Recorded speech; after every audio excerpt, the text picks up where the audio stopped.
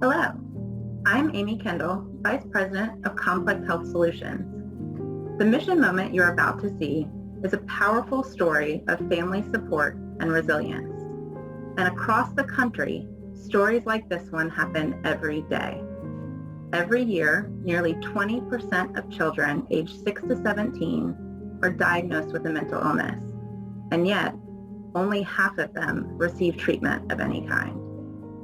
These children then grow into adults living with serious mental illness. Treatment isn't always straightforward, and sometimes the right treatment for an individual is only identified through trial and error.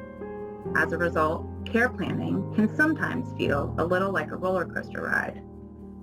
I know because my own family has experienced it firsthand.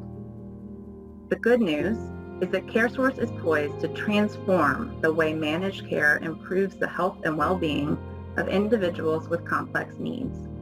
Our person-centered approach to care management, highlighted in this story, sets the stage for addressing access to treatment, resources, and most importantly, caregiver support. Ultimately, we bring our mission to life when our members have the opportunity to live their best lives. Thank you.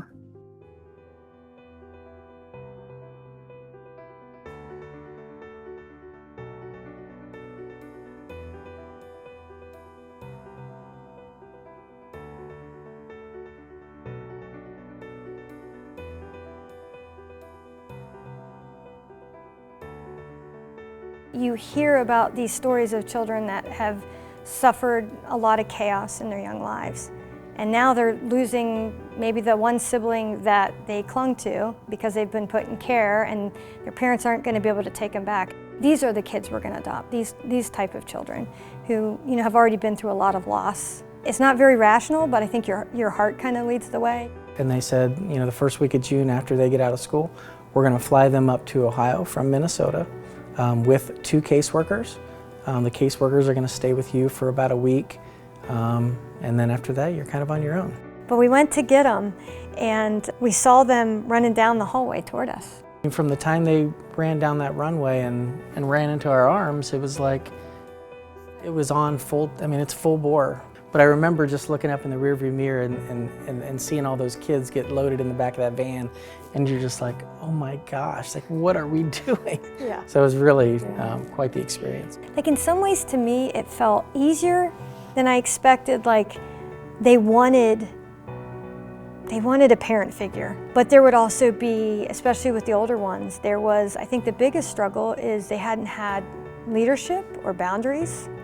And then all of a sudden I show up and I'm like, I am going to be your mom. Doesn't mean you don't have a birth mom or a foster mom. You might not have even wanted this, but I'm taking this role and we're gonna begin as we mean to go.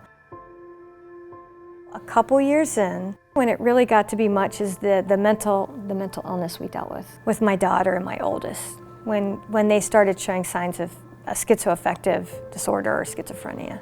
I think what's strange is she went from a child that was highly functioning, honor roll kid, and it's like a light switch just flipped, and it's like she was a different person. You're always overwhelmed, but I always felt before like we could do it. I don't know if it's a cockiness, but I remember thinking, uh-oh, I don't know what to do. Having a child with a mental health concern, or really any concern, is difficult for families. We all love our children.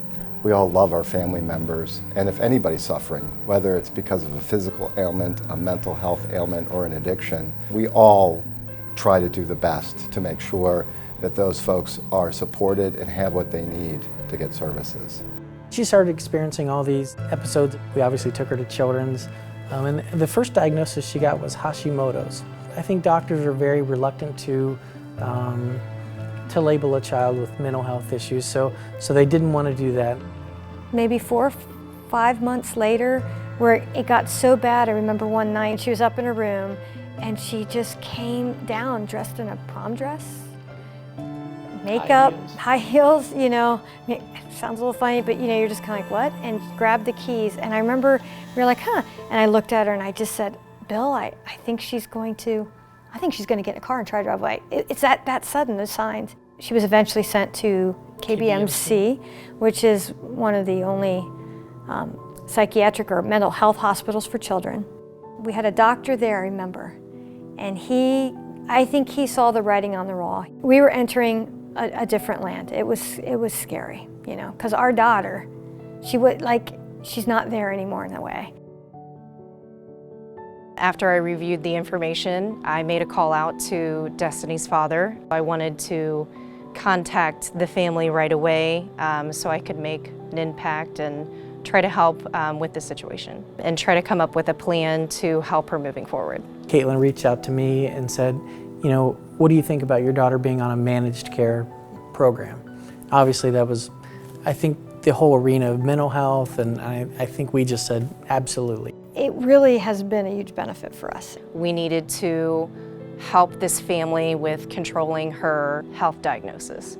If we could get that under control, then we could try to slowly reintroduce her to going back to school, to interacting with her peers, and doing normal things that parents and kids want to do, and she was no different. We were able to get her on clozapine, which pretty much saved her life. So over a year after her being on clozapine, she's recovered, she's become more and more stable. But she has not had any hallucinations, she doesn't hear anything. She's my huggy kid again. Now she graduated high school, just got her registered for Sinclair, so she starts here in a couple weeks. Yep. So like Ann said, it's been a life changer for her. When I found out that Destiny was able to rejoin her peers in school full-time, and her father told me that she started to participate in the drama club to socially interact with others, I was extremely proud and excited for her and kind of rejoin her life that was put on pause really because of this mental health disease. Don't turn down any help. Like, I laugh when I think like, well, maybe we don't need that insurance. We can take care of that. Or, you know, managed care, okay, she can come. Those people that come into your life, or those things you think you might not, they could be the deal maker for you, you know. Caitlin showing up and just sitting down and listening and talking and encouraging us. This is what you need to do to get her better. I think you can't do it alone.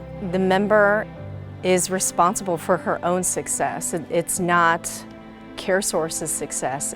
It's Destiny's success. It's her family's success.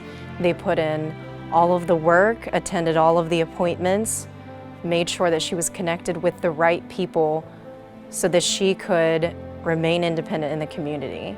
This takes a lot of support, and it takes a well thought out plan, and it takes, you know, all the resources. We all have some brokenness. There's brokenness in every family, and that's why we need each other. You know, I know it's her job, but I think the times those people showed up or gave you an answer or gave you a lead, some hope, that kept us going too.